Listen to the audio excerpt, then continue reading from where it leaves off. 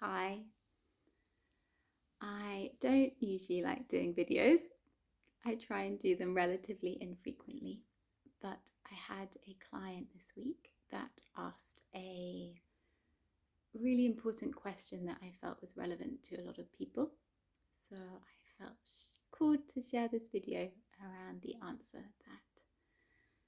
I gave that came through. So the question was, she said, Sophie, what is forgiveness? And I shared what came through was that we can look at forgiveness from a multi-dimensional perspective. So on the level of our personal self in this current human incarnation, we can say forgiveness is a deep recognition that if we are not acting from love, then we are acting from unconsciousness. That the beautiful saying, we know not what we do, they know not what they do, the Jesus saying, is very relevant to this. So an example of this would be maybe you experienced abuse as a child from your parents and understandably were hurt by that experience, traumatized by that experience. And then as you grow up, you start to understand that your parents were also abused and that their parents were also abused. That we are inherently, unless we become conscious, acting from unconscious conditioning, wounding, and pain. And so from that perspective, all we can really do is have forgiveness, because we realize that the person, although may have harmed us, and we have every right to be hurt and upset and not invalidate that, we can also recognize from a higher perspective that this person was acting unconsciously. They just didn't know what they were doing. They are acting from conditioning, from wounding, from fear. And so sometimes in the spiritual world, forgiveness can be taken a little bit like, what you did was okay. It's saying that, like we can be too quick to forgive without fully also acknowledging and honoring the pain we may carry. And it's only once we truly acknowledge the pain we may carry at the hands of another or due to our own unconsciousness, can we then start to transcend and or alchemize the pain and forgive. A delicate balance. But it's ultimately understanding that if we're not acting from love, we're acting from fear. And sometimes the most horrendous acts by people, we actually find out later on that they had those acts done to them in some way or something that helps us have a greater understanding. So on our human personal level, in this time-space reality, that's forgiveness. Unconditional love. It's not saying what you did was okay. It's just saying, I recognize that you were doing it from a place of unconsciousness. That if you had more consciousness, you had more understanding, you had less trauma, you would have acted differently. And a deeper recognition that we could say pretty much all the time, people are not, it's not personal. However, we have been treated in some way that there's, that we're all each other's mirrors. That's a whole other video we will go into. But, okay, so the next way we can look at forgiveness, which is a really important part that is not acknowledged, I find. And this is why I'm actually doing a 6-week course, not specifically on forgiveness, but really understanding our multi-dimensional nature so that we can start to approach something like forgiveness from not just a limited human perspective, from this current personal reality, but also from a much faster perspective. And so the soul, we can also look at forgiveness from the level of the soul. And by soul, I mean the unique expression of absolute consciousness that has chosen to incarnate into many lifetimes space, dimensions, realities that carries and chooses to carry certain programs, karma, limiting beliefs, conditions in order to grow and expand, ultimately for the sake of growing and expanding, because we are inherently already awake, but really just simply to play this game that is the university of life. And so from that perspective, the soul perspective, we can start to realize that everything we experience in this holographic reality is a reflection of our conscious and unconscious mind, and that we create, whether consciously or unconsciously, 100% of our reality. Now this is really big and it's a big pill for the egoic mind to swallow, and it can't fully do it because what it tends to do is it goes into protection and it goes into defense, and it says, I didn't create this. And no wonder, this world is a very difficult place at times. It has a lot of light and it has a lot of darkness, we can say. Light and darkness, both ultimately concepts, but there's a lot of pain in this world. And so the egoic mind can then take that and blame itself. It can either go into defense and be like, no, I didn't create that. Why would I create this trauma? Or it can go into self-judgment. Like, I can't believe I must have created this, but why would I do that? I must have done something bad in the past or something. A misunderstanding of karma. And so when we look at forgiveness from this perspective, then we can start to ask, why did I create this situation? Okay, say for example, you experienced abuse from a family member when you were younger, or when you're older. So from the perspective of the human, from this perspective of this personal self, we can start to recognize, okay, this person wasn't acting in love, they were acting in fear. They obviously have a lot of pain. Their pain body was obviously overflowing and created trauma in you. But ultimately, they are doing it from unconsciousness. And so we want to honor the pain that it brought in you, and that needs processing, and that needs validating and acknowledging. And we also want to recognize they know not what they do.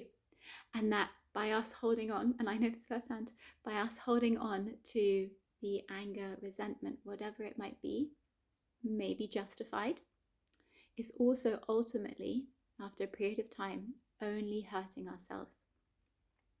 This anger, this resentment, this pain, this story that we carry, although maybe valid, also is ultimately harming ourselves unless we fully move towards it and allow it to start to move through us. And this can take years. This isn't like an automatic, it can be on some level because quantum field, everything, every potential exists. But so in relation to that example, we can say, okay, well, maybe they got abused as a child. They didn't know any different. They're acting from unconsciousness. And then we become more conscious and we realize we want this to end with us. We don't want to carry that down to our children. And so we start to heal the trauma that was never integrated at a deeper level. We start to heal the pain by bringing love and kindness and consciousness into it. And from a soul perspective, we can start to take another deeper level of empowerment and sovereignty around it and say, if I created 100%, or if I create 100% of my reality, why did I create this situation? We can start to understand that our souls, before we came onto this specific human experience, living this specific life, would have made a contract with this person to say, I want to learn abandonment for you. I want to learn what it is to forgive. I want to learn unconditional love, whatever it might be. but we actually chose to experience that. And this can be so tricky sometimes for the mind to understand, and yet also so empowering. And this is what this course is all about, and just in general, what this paradigm that we're letting go of, this old paradigm, into this new fifth dimensional paradigm is all about, where it's going from, one could say, spiritual children in some way, where we are blaming our outside environment, looking outside of us for someone to save us or to blame, to coming to this more spiritual adulthood, where we start to take sole responsibility, that this reality is literally a projection of our thoughts and energy that we have chosen as soul creators to experience, and from that place can start to take full ownership of our lives and recognize, oh, why did I create that?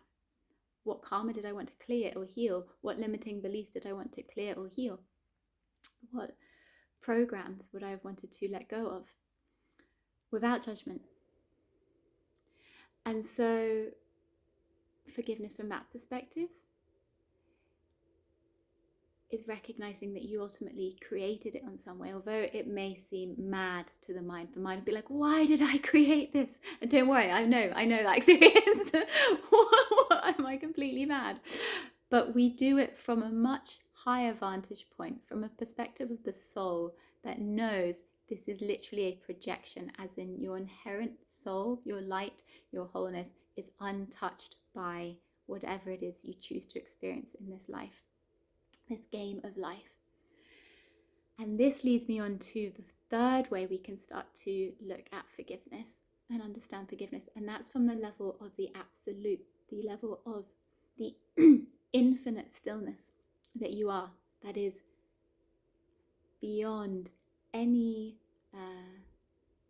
story. And what can happen on the spiritual path is we can over attach to maybe the soul experience. Sometimes we'll be like, well, I had this past life as Jesus, or I had this past life as Mary Magdalene, whatever it might be.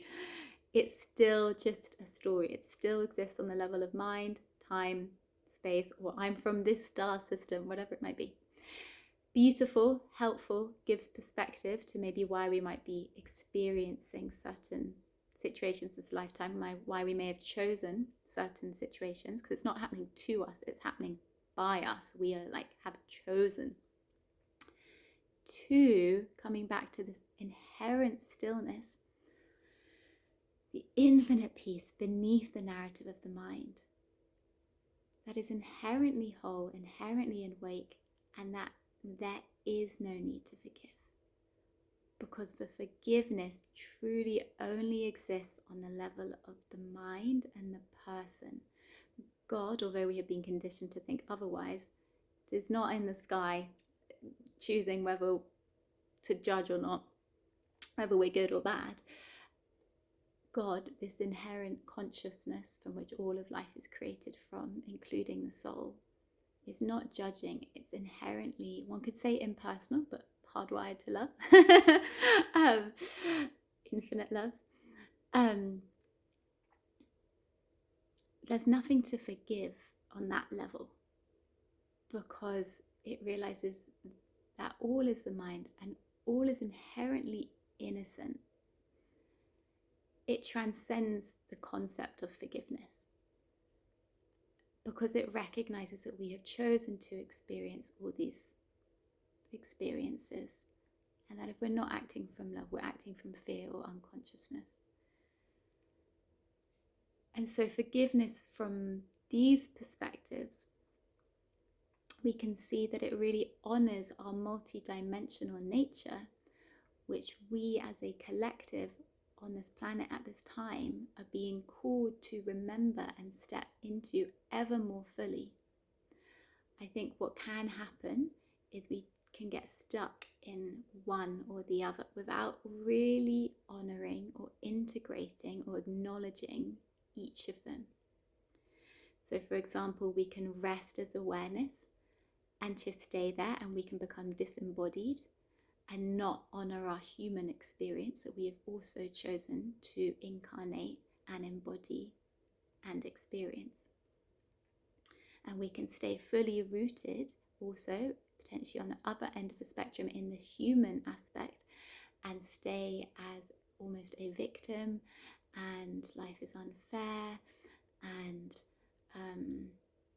stay in this more limited space where we can only see through this veil of this limited conditioned mind, versus coming more into the soul perspective, where we start to see the greater perspective of, oh wait, I am a sovereign being of light, an expression of the divine, of consciousness, chosen to experience this current time-space reality for this short amount of time. And that my mind is actually a tool to play this game, and that I choose, and that I take back my power and my sovereignty. And I start to look at these unconscious limiting beliefs I may have taken on and chosen to take on in order to heal and clear and come ever more fully into my highest potential. So I don't know if any of that resonates, but that is what I will be sharing and teaching in an even more deep way through this course, that actually reflects my own journey, which is starting meditating when I was 18, realizing that meditation brings up a lot of things that have been unconscious, and then not really having the tools to navigate that. And so choosing to then become a psychotherapist, so I could understand how we start to integrate these unconscious belief systems, stories, patterns we have been running by. I then actually at the age of 18, alongside that, was working with a shaman, which I worked with for 10 years, where we went into different time-space realities. I got to learn about very deeply around past lives, the influence they have on our current life, although it's past, but we're also coming into a new understanding of time that is no longer linear, but is also quantum. So it's not really the past. I worked with her for 10 years, very, very deeply. And then I worked for another 3 years with someone very deeply in relation to understanding the unconscious and these programs we choose to take on.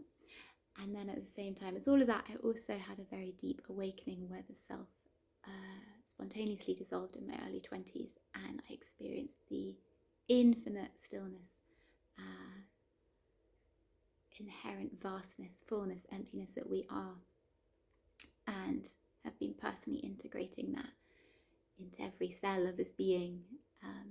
And I want to emphasize that this is an ongoing, ever deepening journey. The mind would love to get to the end. Oh yes, I got it, 8-star. No more problems ever again. But in truth, our soul has come here to experience duality. It's come here for this vast experience of differing emotions and differing experiences. And in my experience and belief, it's not really about coming to an end, but just an ever deepening awakening and remembering of the love that you essentially are beyond this current story, and bringing that love down into every single aspect, layer, veil of our humanness. The descent of love, the path of the rose, the embodied path of awakening that is so needed at this time to really step up and into acknowledging these different aspects of our multi-dimensional nature and living from that place of sovereignty and self-mastership, rather than what I shared before, the kind of more victim aspect. So I hope some of that resonates. If you feel drawn to come to the course, there's a few spaces left. Even if you don't, I really hope this video resonated and supported you in some way. And sending lots of love.